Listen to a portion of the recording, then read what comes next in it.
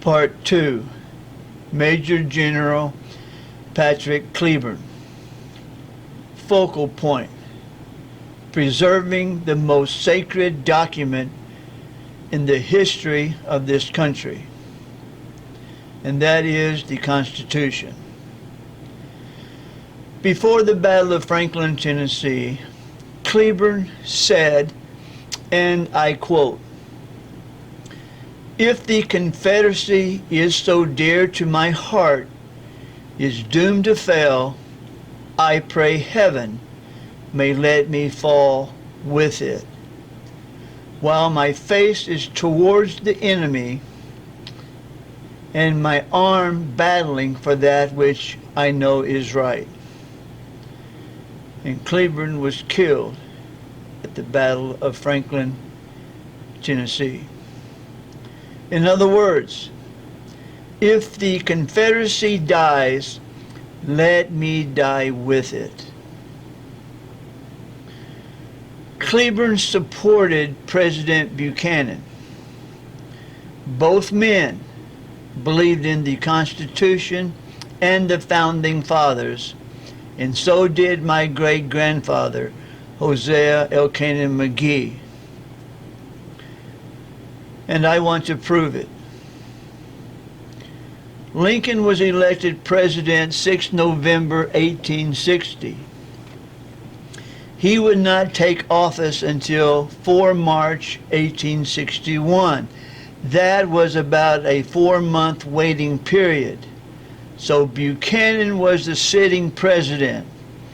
About a month after Lincoln was elected, Buchanan went before Congress, and at that time, Congress was a very hostile environment. Buchanan was faced with a monumental decision.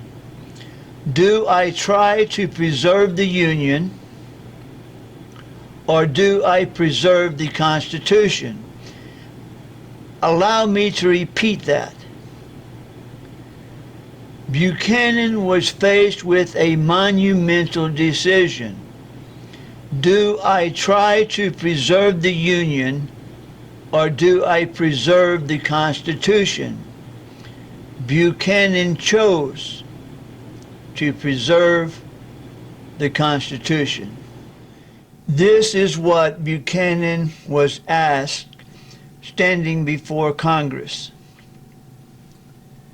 The question is, has the Constitution delegated to Congress the power to coerce a state into submission which is attempting to withdraw or actually withdrawn from the Confederacy? And the word Confederacy is just another word that means union. Buchanan's answer: no such power has been delegated to Congress or to any other department of the federal government. What Buchanan is saying is that the federal government cannot force a state to stay in the Union. He based his answer on the 10th Amendment. And this is what the 10th Amendment states: that the power not granted to the federal government belongs to the states or to the people. Let's take a look what the Founding Fathers had to say. First, James Madison, father of the Constitution, 17 September 1787.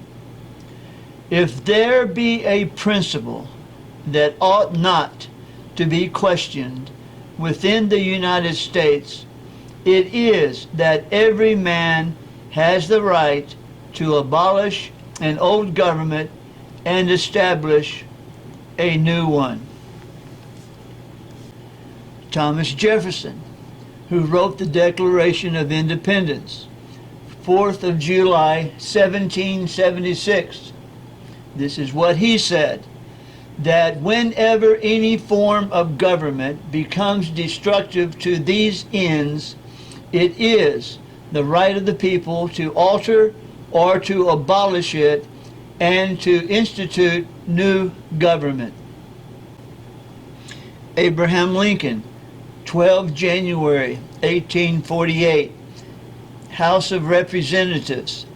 This is what he said: "Any people anywhere, being inclined and having the power, have the right to rise up and shake off the existing government and form a new one that suits them better." Jefferson Davis, President of the Confederacy. This is what he said: "Governments rest on the consent of the governed, and that it is the rights of the people to alter or abolish them at will whenever they become destructive of the ends for which they were established." Bottom line, all these great men believed in the same thing. James Madison, Thomas Jefferson, Abraham Lincoln, all the great men of the Confederacy believed in the same thing also. Sergeant Harris, Colonel Mosby, Major General Cleburne, President Jefferson Davis, all of these, from the American Revolution to the Civil War, the Confederacy, they all believed that the federal government cannot force a state to stay in the Union. And that is why Buchanan stood up, hostile environment, to Congress and said that the federal government does not have that power to force a state to stay in the Union. I want to end this presentation with 4 quotes. Please listen to each one. First, Jefferson Davis: "I love the Union and the Constitution, but I would rather leave the Union with the Constitution than remain in the Union without it." Second, Robert E. Lee: "All that the South ever desired was that the Union, as established by our forefathers, should be preserved, and that the government, as originally organized, should be administered in purity and truth." Number 3, from General John B. Gordon: "When the South raised its sword against the Union flag, it was in defense of the Constitution." The fourth and final quote is from Major General Patrick Cleburne, and this is what he said: "I am with the South in life or death, in victory or defeat. I believe the North is about to wage a brutal and unholy war on a people who have done them no wrong, on violation of the Constitution and the fundamental principles of government. They no longer acknowledge that all government derives its validity from the consent of the governed. They are about to invade our peaceful homes, destroy our property, and murder our men, dishonor our women. We propose no invasion of the North, no attack on them, and only ask to be left alone." And that was from Major General Patrick Cleburne, that gave his life for his country.